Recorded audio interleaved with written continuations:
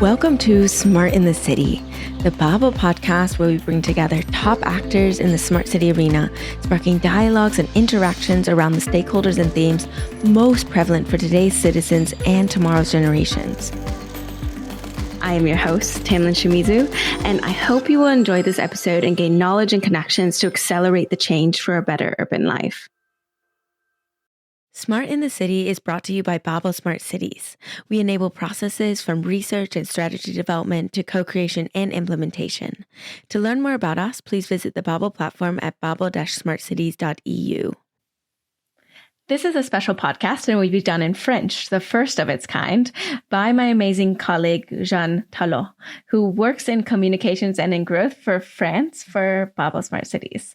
We want to reach people across different regions, so don't be surprised when you see the different languages popping up. Without further ado, I hand the mic to Jeanne. Bonjour et bienvenue dans le tout premier épisode en français de Smart in the City, le podcast créé par Babel Smart Cities, le facilitateur des villes durables et connectées en Europe.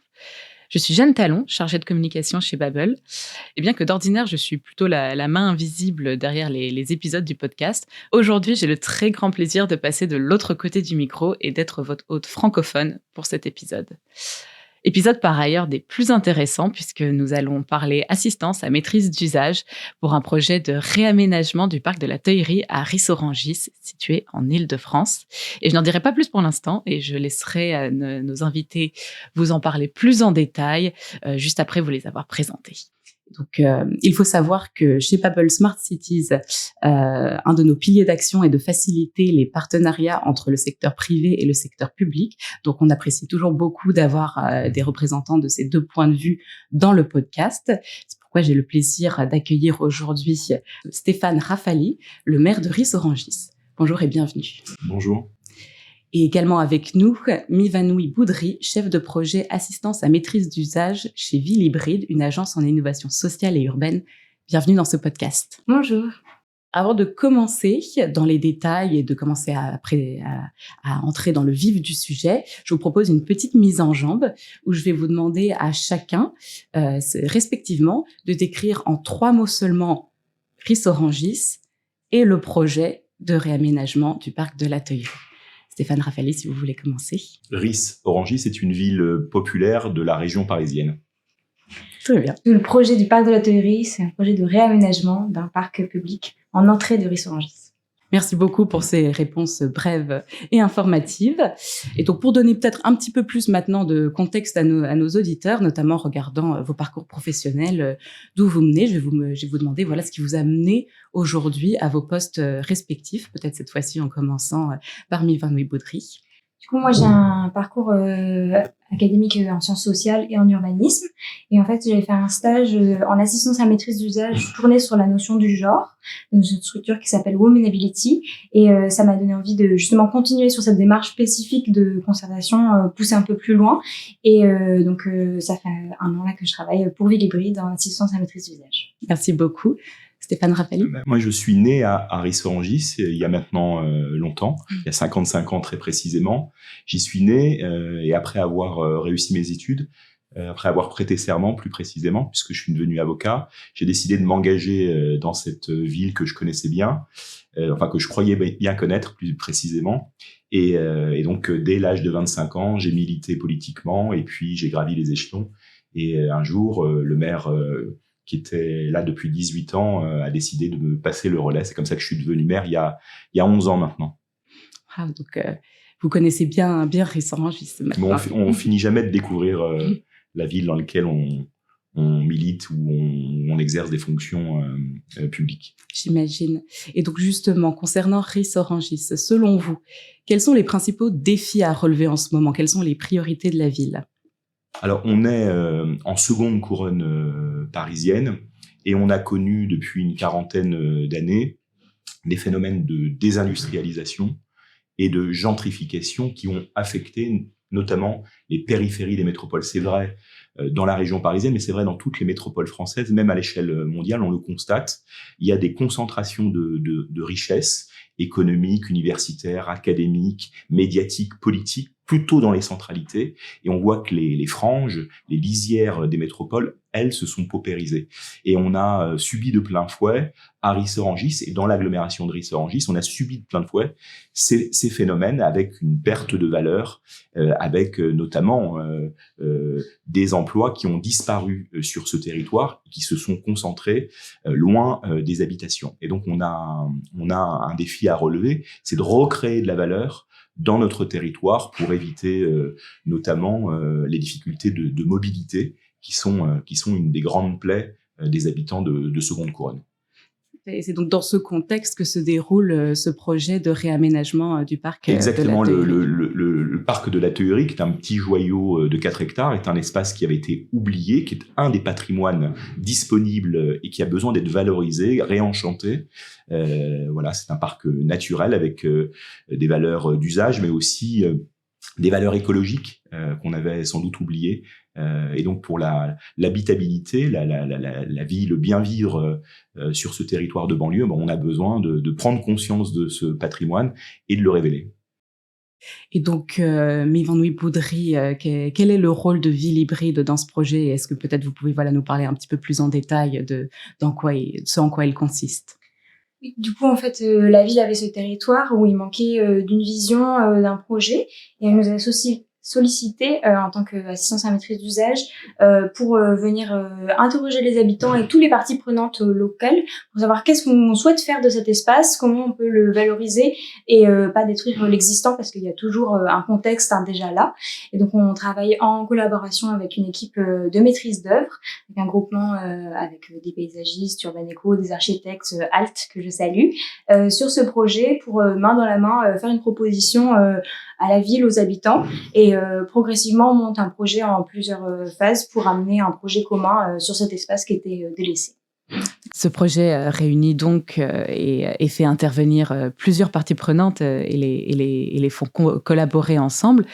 Stéphane Raffaly, selon vous, en quoi ces collaborations entre secteurs privé et public fonctionnent-elles bien?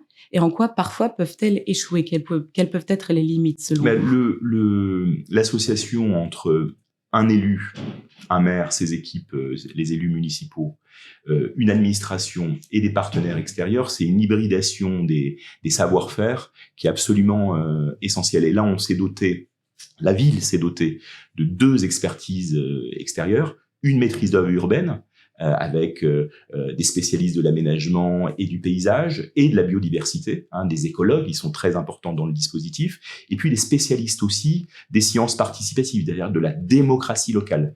Là aussi, il y a une technicité particulière, puisque les seules forces municipales, élus et administration, ont quelques limites. Et donc, de greffer, en fait, au savoir-faire municipal des savoir-faire extérieurs, c'est une plus-value évidente, et ce qui nous a permis d'avoir des données qu'on n'aurait sans doute pas eues si on était resté seul à travailler avec simplement l'administration et les élus de la ville. Et donc, ça nous a permis d'avoir cette expertise et surtout d'aller chercher l'avis des habitants. C'est ça qui nous importait dans le projet. C'est ça aussi le rôle de Ville Hybride, c'est d'aller chercher la parole des usagers, des riverains, qui souvent ont du mal à participer au débat public. On le voit avec au cours des élections où le taux de participation ne cesse de baisser depuis de nombreuses années. Tout à fait. Et donc en fait, ces 2 piliers du projet, donc de démocratie participative pour donner la voix aux citoyens, et d'autre part les préoccupations écologiques, on a pu le résumer de la façon suivante. Il s'agit de remettre le vivant au cœur du projet urbain. Alors, qu'est-ce que ça signifie exactement et concrètement, Myvanwy Boudry, qu'est-ce que ça veut dire remettre le vivant, donc la biodiversité comme l'humain, au cœur de l'urbain? Pour la part biodiversité, c'est travailler avec des écologues qui peuvent apporter des faits concrets sur ok, si on met un cheminement par ici, quel va être l'impact? Si on ferme le parc la nuit, quel va être l'impact? Enfin, de mettre une objectivité, faire un vrai recensement de l'état de la biodiversité aujourd'hui pour aussi voir l'impact futur du projet, penser au long terme avec la plantation d'essences qui vont malheureusement survivre au changement climatique, et remettre l'humain au centre du projet, c'est ne pas avoir un pré-projet, mais aller voir les habitants avec un constat qui est juste celui que c'est un espace délaissé à valoriser, sensibiliser et leur demander quels sont leurs usages passés, leurs souvenirs, avoir un rapport sensible à cet espace urbain et ensuite travailler sur, une fois qu'on a fait ce diagnostic partagé, sur des scénarios, des pistes ce sont les habitants qui vont hiérarchiser eux-mêmes. Donc du A à Z, on implique les habitants dans un jeu d'aller-retour entre élus, maîtrise d'œuvre, AMU, donc assistance à maîtrise d'usage, et habitants, pour toujours impliquer toutes les parties prenantes, pas s'arrêter à la phase diagnostic et leur montrer un projet tout fini, mais vraiment à chaque étape, retourner voir les habitants pour leur montrer notre avancement et en dialoguer ensemble.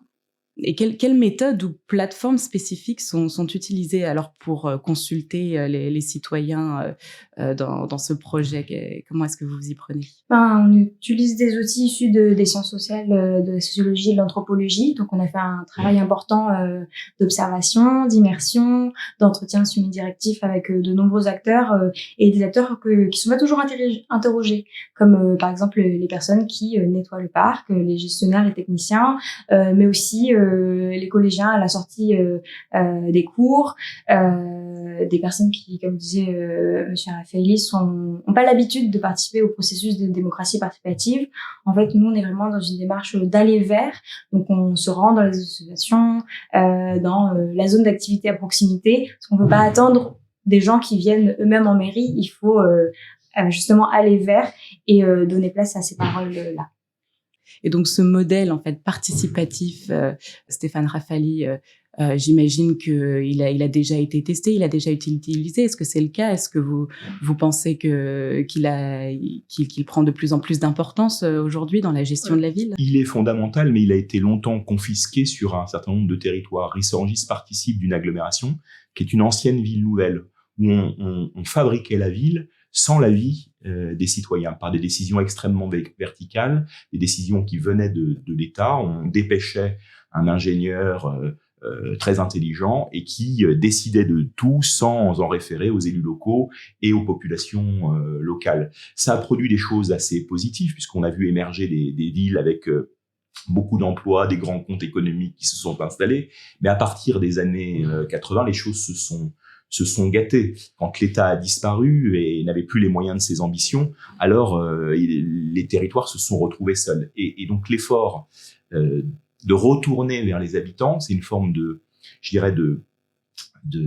résilience qui permet à l'ensemble des forces encore disponibles sur le territoire de s'exprimer et de produire une plus-value collective. Et la matière première de l'expression citoyenne, elle est absolument essentielle aujourd'hui si on veut réussir un projet d'aménagement. C'est-à-dire que les méthodes de la ville nouvelle, aujourd'hui, elles doivent être prises à revers. On est sorti de l'ère de la modernité et il nous faut aujourd'hui, plutôt que d'urbaniser encore, etc., il faut plutôt penser à une articulation entre répondre à des besoins sociaux évidents, l'emploi, un habitat de bonne qualité, donc de la résidence, mais aussi des usines et des entreprises, mais aussi un rapport au vivant. Ce qu'on avait longtemps oublié, on a sur cette agglomération, sur 22 000 hectares, on a urbanisé en 40 ans 6 000 hectares, c'est-à-dire 25% des sols qui étaient disponibles, qui étaient des terres agricoles pour la plupart, ont été urbanisés. Évidemment, cette frénésie, je dirais, d'urbanisation, elle doit être revue à la baisse, on doit ralentir et trouver la bonne articulation entre développement et en même temps respect du vivant. Tout à fait, très important. Et donc, pour ce projet, quand est-ce qu'il est censé se terminer? Est-ce qu'il est censé se terminer? Quel est l'avenir de ce projet? Et comment est-ce que son impact pourra être mesuré? Alors, en fait, du coup, on a commencé ce projet il y a maintenant 1 an. On a fait le choix d'avoir une longue phase de diagnostic, ce qui nous a permis de vraiment établir un dialogue avec de nombreux acteurs qui maintenant sont investis dans le projet et qui participent, par exemple, à l'animation de temps conviviaux dans le parc. On souhaite que c'est pas juste on vous demande votre opinion, mais c'est aussi participer dès aujourd'hui à créer la vie du parc. Donc, on a eu 8 mois de diagnostic. Maintenant, on a eu un moment de hiérarchisation des scénarios proposés. Et actuellement, on est dans un moment de précision de tous ces éléments, avec le dessin d'un plan d'aménagement, d'un plan d'animation et d'un plan d'activation, parce que justement, on veut pas qu'une fois que notre mission soit finie, le projet et la dynamique s'arrêtent. On veut anticiper comment on garde l'énergie sociale, les envies des différentes associations qu'on a mobilisées avant, pendant et après les travaux à travers ce plan d'activation. Donc, c'est un peu comme ça qu'on voit le moyen terme. Et voilà. Très bien. Donc, une dernière question dans cet entretien adressé à vous deux. Si vous aviez des ressources illimitées à disposition, qu'elles soient financières, matérielles, administratives, humaines, tout le sens du terme, qu'est-ce que vous feriez différemment ou qu'est-ce que vous auriez fait différemment peut-être au cours de ce projet? Yvonne Boudry, si vous voulez commencer. Je pense qu'on a vraiment eu des temps de qualité lors de nos ateliers avec les jeunes de la ville, à la jeunesse notamment, et dans les associations dédiées aux femmes de la ville, donc femmes issues de parcours en réinsertion, ce genre de choses.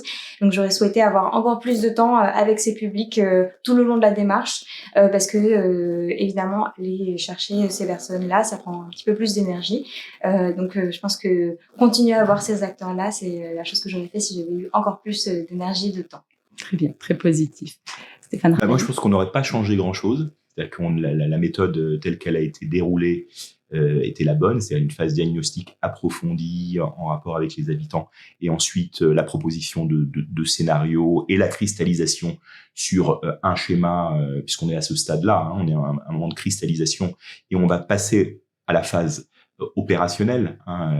Et donc, moi, si j'avais des moyens illimités, j'accélérerais la phase opérationnelle, c'est-à-dire de réaliser en fait ce qu'on a imaginé pour cet espace de 4 hectares. C'est une vraie gageure que de trouver les financements pour un territoire comme le nôtre. C'est un enjeu de l'ordre de 5 millions d'euros, donc c'est une somme importante, et il nous faudra beaucoup d'énergie pour aller chercher les financements auprès des bailleurs de fonds disponibles pour ce type de projet. Donc sa réalisation, elle va prendre du temps. Elle va prendre du temps parce que les sources de financement sont pas évidentes et sont pas mécaniques. Vous voyez, donc si j'avais beaucoup d'argent, on réaliserait le projet imaginé par Alt et Ville Hybride dans les prochains mois. Oui, chez Babel, c'est aussi ce genre de problématique qu'on voit qui ralentit le plus la transition urbaine. Et dans plein de projets urbains, c'est souvent la lenteur administrative et en effet la question du financement qui est en premier plan des besoins des villes. Mais somme toute, vos réponses sont plutôt positives, donc gage que le projet se déroule bien. Maintenant, avant de passer à la suite de cet épisode et de conclure la première partie donc de cet entretien, je voudrais vous laisser l'opportunité de vous exprimer sur un sujet dont on n'aurait peut-être pas parlé, sur quelque chose qui vous tient à cœur et que vous n'avez pas pu aborder à travers les questions que je vous ai posées, donc que ce soit à propos du projet ou peut-être d'un sujet plus général. Stéphane Raphaël, si vous voulez commencer. Là, on parle d'un espace circonscrit à 4 hectares. Mais mon souhait, c'est évidemment d'intégrer en fait cet aménagement localisé dans une stratégie plus large à l'échelle de l'agglomération, et notamment d'intégrer le projet de la théorie dans un corridor vert qui irait de la forêt de Sénart jusqu'à la Seine et qui serait un des points d'étape de cette, je dirais, corridor de biodiversité qu'on perçoit sur notre ville, enfin sur notre territoire de banlieue, mais qui mérite maintenant d'être concrétisé. Moi, de mon côté, je voulais mettre en avant cette démarche qui est l'assistance à maîtrise d'usage, qui est maintenant représentée par un réseau en France, le réseau AMU France, parce que je pense que le triptyque maîtrise d'ouvrage, maîtrise d'œuvre et maîtrise d'usage, ça fait progresser le projet. Celui qu'on propose, il est plus riche que celui qu'on aurait eu sans tout ce travail de démocratie participative, et il fait aussi gagner du temps. De certaine façon, c'est le retour qu'on a de notre maîtrise d'œuvre, et ça, c'est agréable à voir que il y a des impacts concrets qui se voient aujourd'hui au cours de la mission. Parfait. Donc, nous passons maintenant à une partie du podcast consacrée à une certaine activité. En l'occurrence, pour cet épisode, il s'agit de l'activité Flip the Script, que nos auditeurs anglophones connaîtront bien et qu'on pourrait traduire très littéralement par inverser le scénario. En temps normal, donc ce serait l'invité qui poserait une question à l'hôte. Mais j'ai la chance d'avoir en face de moi 2 interlocuteurs venant de 2 secteurs différents, de 2 horizons professionnels différents. Donc, je vais plutôt vous demander si vous avez des questions l'un pour l'autre. Sans doute. Moi, j'ai toujours eu une difficulté à me positionner. Le maire, il a une fonction évidemment de décision ultime dans ce type de projet, et je voudrais savoir si la position que j'ai adoptée était la bonne. Est-ce que j'étais trop présent, pas assez présent, voilà. Donc la perception de l'AMO, de l'assistant à maîtrise d'ouvrage sur la position du maire, ça m'intéresse beaucoup. Je pense que honnêtement, on a eu une situation idéale parce que il y avait un engagement politique pour la démarche qui nous a permis de faire beaucoup de choses. Donc ça, c'est la première condition pour faire ce genre de mission, et une vraie confiance dans le sens où on a présenté les scénarios avant de vous les présenter à vous, et même lorsque vous étiez présent dans des temps de co-construction, il y avait un mot d'introduction qui porte le projet, mais en même temps, la place était celle donnée aux habitants. Et je pense qu'il y a un équilibre aussi à trouver, d'avoir des figures d'autorité présentes sur place qui sont capables de donner des réponses que nous, on n'a pas encore. Ça permet d'améliorer le dialogue. Donc moi, je suis ravie de comment ça s'est articulé. Parfait. Et peut-être, Mylvane Baudry, si vous avez une question pour... Moi, j'ai une question peut-être plus large. C'est... comment, je sais que sur la commune, il y a des grands travaux pour l'amélioration des transports en commun avec le TZN, donc un recul de la voiture, et même sur le parc, on réfléchit à comment valoriser les mobilités douces avec un parcours cyclable. Et comment vous voyez des stratégies pour changer les habitudes des habitants, parce qu'on peut avoir beaucoup de réfractions, il y a des habitudes de mobilité qui sont là. Quelle est votre perception sur ce sujet qui impacte beaucoup la commune aujourd'hui à travers ces différents travaux structurants? Alors c'est étonnant votre question, parce que hier soir on était en réunion publique pour présenter 2 projets majeurs. L'arrivée du tram 12 express qu'on attend depuis 60 ans à Ris-Orangis, cette liaison entre Évry et Massy, qui sont les 2 poumons économiques et universitaires de notre département, et qui passera en lisière de Ris-Orangis, et le projet du TZN4, ce bus électrique de 24 mètres qui reliera les villes populaires du centre Essonne, donc un transport tangentiel et un transport banlieue et un transport intramuros. Et on a eu ce débat, c'est-à-dire que comment encourager la bifurcation vers les transports publics plutôt que d'utiliser la voiture qui est encore aujourd'hui à essence. Et je pense que l'offre de mobilité, les conditions de confort, d'accessibilité de ces lignes nouvelles, l'accès à l'emploi, l'accès aux loisirs, à la culture, l'accès aussi à des territoires voisins, souvent ignorés, c'est absolument essentiel. Et plus on offrira de possibilités. On est en train de travailler, par exemple, à Ris-Orangis, vous le savez, des navettes fluviales qui nous permettraient, depuis la Seine, de rejoindre le cœur de la capitale. C'est un projet extrêmement difficile à mener. Que les banlieusards rentrent dans Paris par la Seine, c'est une gageure qui n'est pas acceptée spontanément, notamment par les Parisiens, on peut le dire comme ça. C'est l'histoire éternelle entre la périphérie et le centre de notre métropole, mais on y travaille. Donc à chaque fois qu'on pourra créer des tangentiels, des radiales et des transports intramuraux, je pense qu'on gagnera en bilan carbone.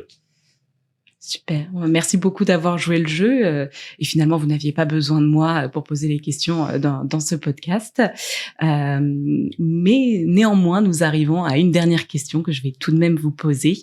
Il s'agit d'une question que nous posons à tous nos invités dans toutes les langues du podcast. Selon vous, qu'est-ce qu'une smart city, ou du moins qu'est-ce que devrait être une smart city, c'est-à-dire une ville dite intelligente? Mylvane Baudry. Pour moi, une ville intelligente, c'est une ville qui est capable de dialoguer avec tous ses acteurs à tous les niveaux. Ça peut être difficile d'impliquer les petits acteurs dans des gros projets urbains. Et pour moi, c'est là vraiment la clé, et faire en sorte que les projets urbains servent le territoire. C'est en rassemblant tous ces acteurs. Et après, il y a de nombreux outils qui permettent de faire en sorte que on a tous ces parties prenantes impliquées. Pour moi, c'est vraiment la clé d'une ville intelligente, c'est cette dimension collective. Tout à fait. La ville intelligente, c'est celle, et ça renvoie au sujet qu'on a évoqué tout à l'heure, c'est qui est en capacité de d'avoir un rapport apaisé avec le vivant, avec la nature, de sortir des logiques de métropolisation telles qu'on les a connues ces dernières années, et ce qui permettra, je pense, une meilleure cohésion aussi des territoires métropolitains, où on sent tout de même un schisme entre différents territoires au sein de ce grand ensemble. Plus on écoutera les habitants, plus ils nous demanderont en réalité de travailler au rapport à la nature. Mais évidemment, on le fera que si on arrive à démontrer que la nature ne nous divise pas et que ce rapport nouveau avec le vivant nous permet à la fois d'être émancipés, de rester libres et d'avoir une prospérité pour notre vie future. Je pense que la ville intelligente, c'est celle qui libère notre avenir. En fait, c'est ça qui nous... Voilà, je pense que c'est la définition que je donnerais spontanément. C'est une très belle définition. Merci beaucoup. Merci à vous deux. Merci Mivanoui Boudry, Stéphane Rafali. Merci d'avoir participé à cet épisode, ce premier épisode en français de Smart in the City, de nous avoir parlé du projet de réaménagement du parc de la Teuillerie à Ris-Orangis, de nous avoir parlé assistance à maîtrise d'usage et de nous avoir parlé de l'importance de remettre le vivant au cœur de l'urbain. Merci beaucoup. Et pour tous nos auditeurs, n'oubliez pas que vous pouvez toujours créer un compte gratuit sur bubble-smartcities.eu pour en savoir plus sur les projets, les solutions et les mises en œuvre de villes intelligentes et durables en Europe. Merci beaucoup. Thank you all for listening. I'll see you at the next stop on the journey to a better urban life.